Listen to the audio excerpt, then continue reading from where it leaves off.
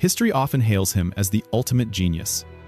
But Leonardo da Vinci was actually the world's most chaotic and unreliable procrastinator.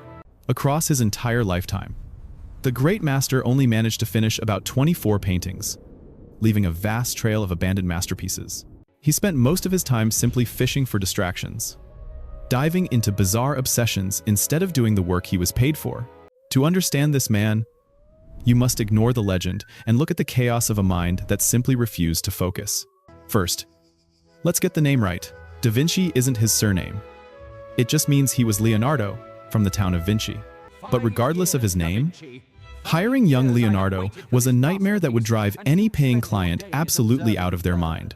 Every time he picked up a brush, a random question would hijack his brain, sending him spiraling into a completely different obsession. Someone would pay him to paint a simple portrait, but Leonardo would pause and wonder, what exactly is a human being? Instead of painting, he spent his nights in cold morgues, dissecting cadavers to map out every single muscle and bone structure.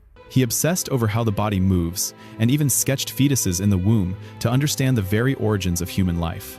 While he was busy revolutionizing anatomy, the deadline would pass, and his frustrated client would inevitably cancel the long-overdue order.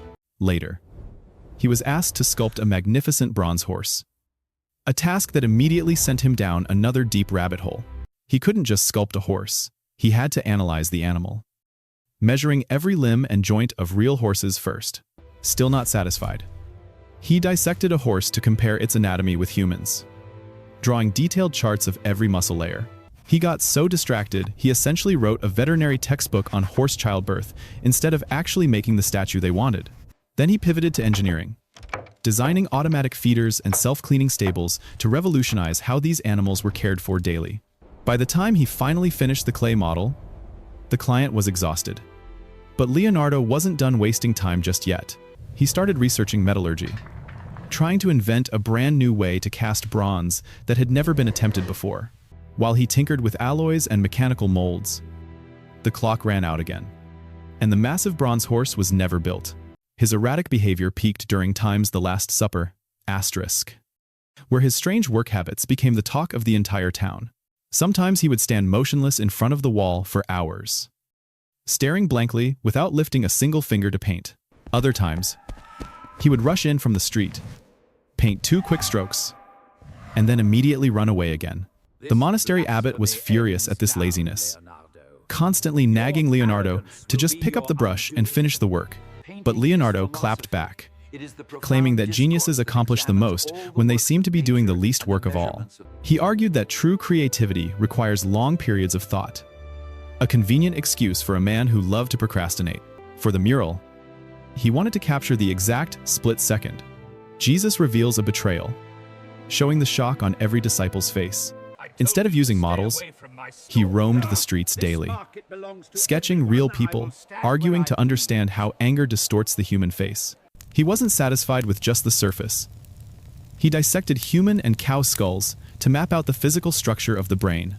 He even decapitated frogs, removing organs one by one to discover exactly which specific nerves were responsible for controlling bodily movement. His notes reveal he discovered the brain controls the muscles, making him a pioneer of neuroscience long before the field existed. But the absolute peak of his productive procrastination began at age 51. When a merchant commissioned a portrait of his wife, the merchant expected a quick turnaround. But Da Vinci held on to that painting for 16 years, tinkering with it until death. Ironically, this undelivered commission became Time's The Mona Lisa, the most famous and recognizable work of art in human history. This wasn't just a painting, it was the total summation of his life's slacking, packing every scientific discovery into one frame. Look at her eyes. He engineered an optical illusion so perfect that her gaze seems to follow you wherever you move. He obsessed over the fabric, painting the complex weaving patterns of her neckline with the precision of a textile engineer. The background isn't random, it reflects his study of geology, depicting erosion and water flow with absolute scientific accuracy. He applied his theory of aerial perspective, painting distant mountains blue and hazy, understanding how light scatters through the atmosphere. It took science 300 years to explain why the sky is blue. But Da Vinci captured the phenomenon just by observation. But the most obsessive detail is that mysterious smile. A feature that sent him down yet another deep scientific rabbit hole. To understand a smile, he dissected human lips, stripping away the skin to see how the muscles underneath pull and stretch. He discovered you can purse your lips using only the bottom lip, but the top lip cannot move independently on its own. This might seem like useless trivia to us, but for Leonardo, understanding these mechanics was the only way to paint truth.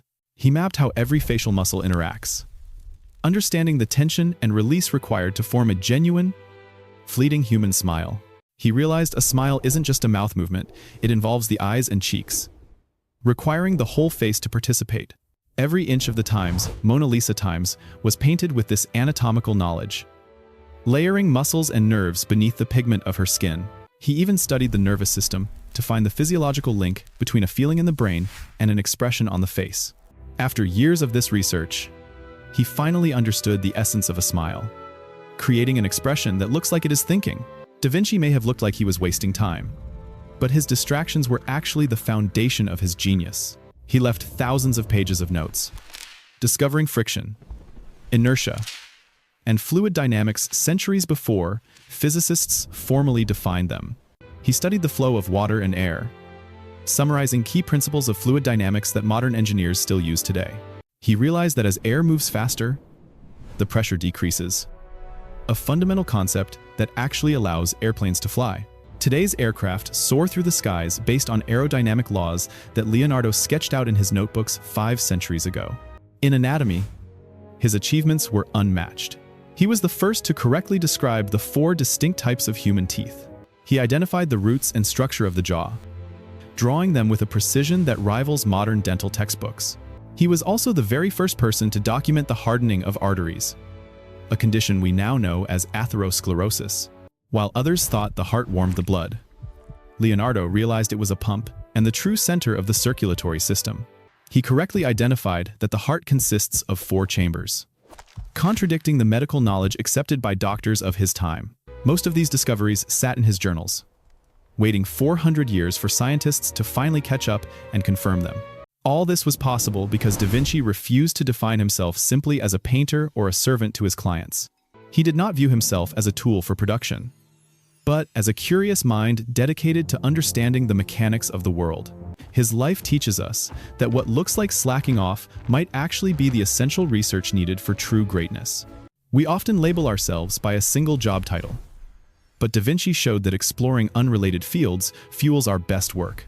Just as he mixed geology with art, we can blend different skills like technology and storytelling to create something new. He proves that procrastination is not always a vice. Sometimes, it is the necessary pause before a massive creative leap. Those long years of delay were not wasted. They were the prelude to unlocking the secrets of nature and the universe. If he had just focused on delivering paintings on time, we would have nice portraits. But we would have lost a genius. His wandering mind allowed him to see connections that a focused, productive worker would have missed entirely. True innovation doesn't happen on a schedule.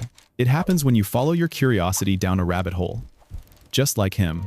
In a world that demands we function like efficient machines, Da Vinci reminds us that we are complex, curious human beings. We are not programmed to run a single script. We are designed to question, to explore, and to wander off the path. The ability to ask why and chase the answer, no matter how unrelated to our job, is what makes us truly alive. So, if you find yourself distracted by a strange new topic, don't feel guilty about stepping away from your main task. That useless knowledge you are gathering might just be the missing piece of a masterpiece you haven't started yet. The future belongs to those who can connect the dots between different worlds. Just as Leonardo connected art and science, we must guard our enthusiasm and protect that spark of curiosity, even if it looks like we are just messing around. A career isn't just about efficiency. It's about the richness of the questions you ask and the depth of your understanding. Da Vinci didn't just leave us paintings. He left us a blueprint for how to live a life of boundless intellectual adventure. He showed that the gaps in our work are often where the real magic happens, hidden in the moments of deep exploration. Whether it's anatomy, flight, or the smile of a merchant's wife, everything is connected if you look hard enough. So the next time someone accuses you of procrastinating, just tell them you are gathering data for your magnum opus. Embrace your inner slacker. Follow your distractions. And let your curiosity lead you to your own version of the Mona Lisa. Remember, the world's greatest genius was also its biggest procrastinator. And he did just fine in the end. Let's stop trying to be machines and start daring to be a little more like Leonardo, chaotic, curious, and incomplete. Keep asking questions. Keep exploring the unknown. And never apologize for taking the long, scenic route to the answer.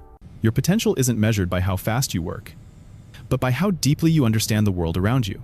Da Vinci's legacy isn't just in museums, it's in every restless mind that refuses to just do as it is told.